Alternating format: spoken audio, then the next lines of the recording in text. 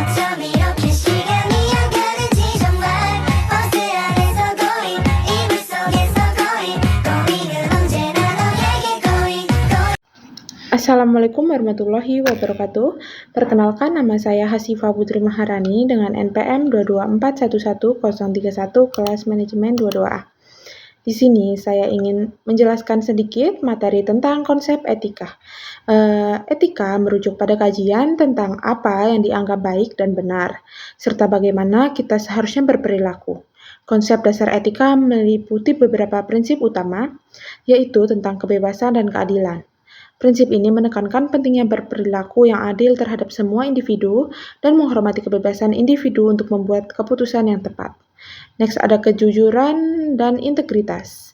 Etika mendorong untuk bertindak dengan jujur dan mempertahankan integritas dalam segala situasi, baik dalam berperilaku pribadi maupun profesional. Lalu ada pendekatan utilitarian.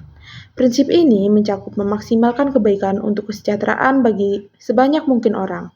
Tindakan yang diambil harus mempertimbangkan dampaknya terhadap semua orang yang terlibat.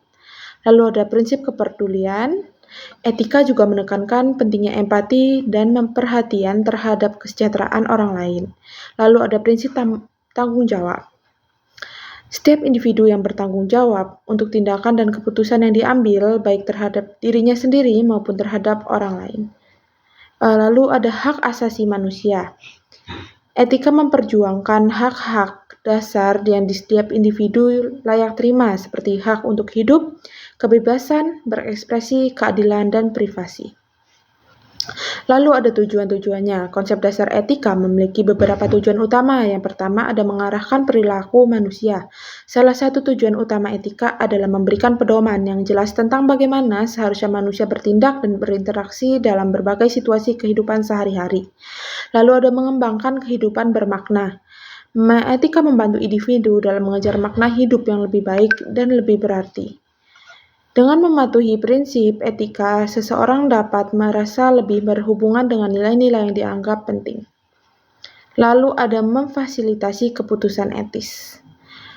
Dan ada membangun kepercayaan hubungan yang baik. Etika membantu dalam membangun hubungan yang kuat dan saling percaya antara individu, kelompok, dan menciptakan lingkungan yang lebih positif dan harmonis. Lalu ada mendorong perubahan positif, melindungi hak asasi manusia. Etika bertujuan untuk melindungi hak asasi manusia dengan memastikan perlakuan yang adil dan menghormati kebebasan individu. Tujuan-tujuan ini membentuk landasan bagi penilaian moral dan perilaku manusia. Etika membantu masyarakat dalam memahami dan mengevaluasi tindakan mereka serta tindakan orang lain, serta memberikan kerangka kerja untuk mencapai kehidupan yang lebih baik secara moral dan sosial. Lalu ada beberapa manfaatnya, yaitu ada yang pertama, perpaduan perilaku. Etika memberikan pedoman tentang cara berperilaku yang tepat dan bermoral dalam situasi yang beragam. Membantu individu dan kelompok dalam mengambil keputusan yang lebih baik dan secara moral. Untuk mengurangi konflik dengan mendasarkan tindakan dan prinsip-prinsip etika, kita dapat mengurangi konflik, karena prinsip ini mendorong penghargaan terhadap kebebasan, keadilan, dan keadilan bersama.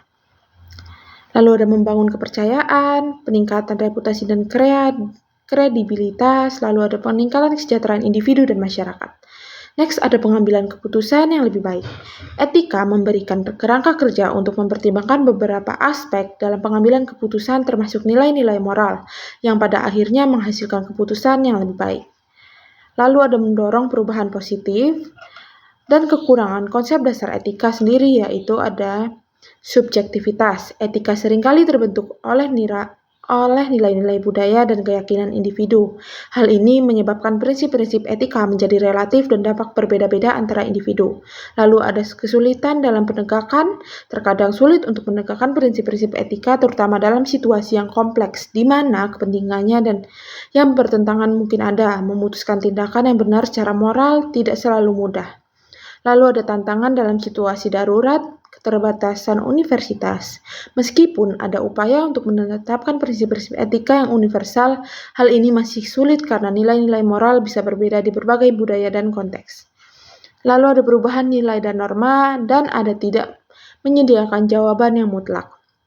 Etika seringkali melibatkan banyak pertimbangan dan evaluasi terhadap tidak selalu memberikan jawaban yang jelas dan mutlak dalam setiap situasi.